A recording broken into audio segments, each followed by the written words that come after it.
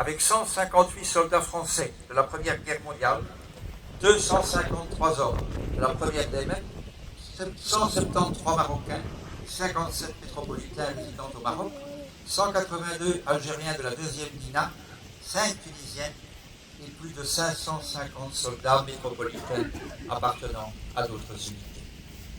Il y eut en outre plus de 600 hommes blessés et plus de 1500 prisonniers par l'ennemi.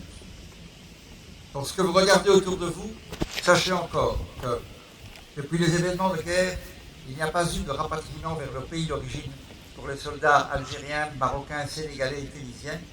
Ils reposent tous ici. Ce n'est pas le cas des soldats métropolitains.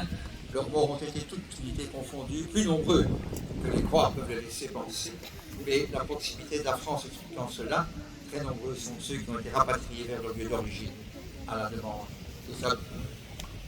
Que tous ces braves reposent ici en paix et en perpétuité, à côté des 158 autres soldats français morts au cours de la Première Guerre mondiale, dont 12 Sénégalais. Oui, leur sacrifice est surtout à valeur d'exemple en notre époque de ce qu'il faut toujours être prêt à faire pour défendre la liberté quand elle est menacée, pour la conserver quand elle est perdue. À eux, la gloire, à nous, le souvenir.